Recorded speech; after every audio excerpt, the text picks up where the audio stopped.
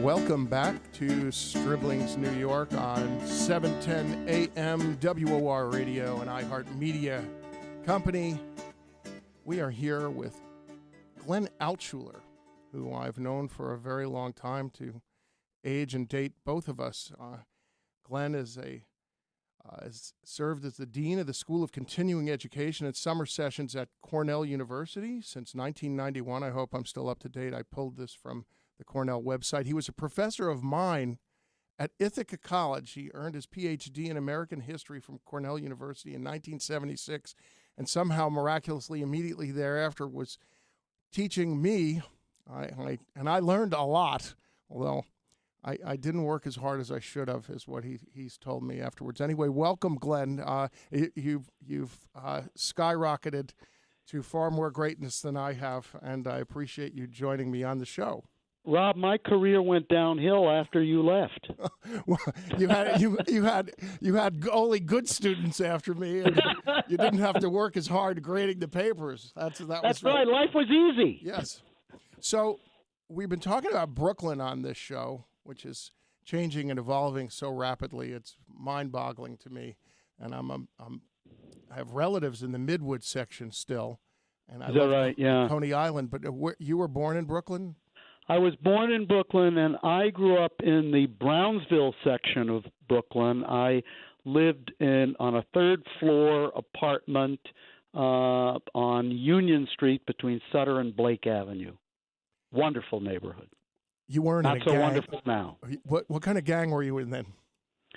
I was with a gang of ferocious, vicious Jewish kids. Chess club or? That was a little bit too brutal for us. We were checkers. We were not intellectuals. And you also played an instrument, if I remember, and your brother did as well. I played the accordion. My chest got stuck in the bellows a little bit too often, and I hated it. And in fact, when my brother and I revolted, my mom told my dad. And he said, my dad was a quiet guy, he said, May, how the hell am I going to find two parents with children named Bruce and Glenn, which was our names were on the accordion, to sell this thing to? So my career came to an end. My musical career came to an end. I see. And then what happened afterwards? You told me that you have a great anecdote to tell me about living in Brooklyn. Well, in my neighborhood, this is a characteristic, and I would call on your listeners who grew up in the 50s and 60s to remember this. All three of them. All three of them.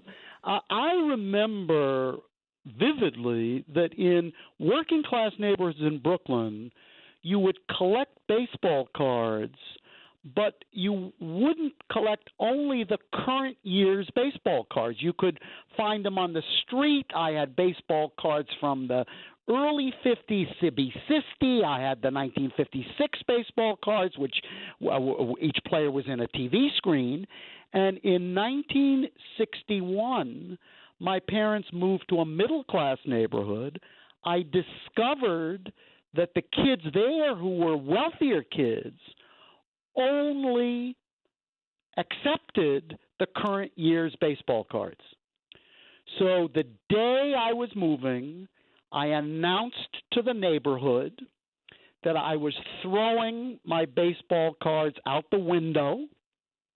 I put them in, I wrapped them one team at a time. I would yell out the window, the 1957 Yankees. Throw it out the window, watch my friends elbow each other to get them, and then I would throw in the other direction, the 1955 Dodgers. I've never in my life, before or since, had more power. And, of course, I realized years later that I threw out the window the most valuable possession in the Altschuler family. Yes, some of those cards are undoubtedly framed in the office of a hedge fund billionaire right now. So as we speak, somebody is saying, let me tell you how I got that Mickey Mantle. Especially if you I threw don't out got that Mickey mantle. the Triple Crown mantle. The Triple Crown, worth but quite a few also, bucks. Rob, the rookie cards. The rookie cards are really the ones with the greatest value. Now, we didn't put those cards in cellophane. Brooklyn is not a cellophane borough. At least it wasn't then. And I learned how to play poker using baseball cards as the money on the stoop of Howie Birnbaum's house. 8-family house. You just reminded me of something I haven't thought of in quite a while. Maybe I don't know if you did this or not. This was maybe a Staten Island thing where I grew up. We took a baseball card and a clothespin, and we somehow put it on a bike. We put it on a bike, and it made a noise. That was a very high-tech thing to be able to do. Very high-tech. Now, we also flipped baseball cards. And so the first guy would flip 8 heads and 2 tails. And if you could match 8 heads and 2 tails, you won all his baseball cards. And if you didn't, he won all your baseball cards. So the edges of the baseball cards got ruined. And that's what I mean by saying we use the baseball cards. Now baseball cards are for collecting and looking. And that's the difference, I think, between working class Brooklyn and more affluent Brooklyn. And the whole world as we know it, unfortunately. Very much the whole world. I know you have a class to run to. Otherwise, I'd keep you here for the rest of the show. But you'll have to call in again, or we'll have to call you and discuss a little bit more about popular culture and maybe comic books, since my mother threw mine out. I didn't throw them out the window. She gave them to kids in the hospital. So they went somewhere good. Exactly. My dad worked in a shoe store, and for every kid who bought sneakers, he got a comic book. But it was Archie and Jughead, not the stuff that kids really want. Let's be honest. All right. Well, this was great. Thanks so much for joining us. And anything we should be looking out for in the near future from you, article-wise? I know you have a Huffington Post column. I do have a Huffington Post blog, and I also have a book coming out this summer called 10 Great American Trials. I'll put it out on Twitter this week, and I know you're not a big social media guy, but I'll cover you for that. Hey, you've always had my back, Mr. Taub. Thank you. Pleasure to talk to you, man. I will continue to do so. Bye. Bye.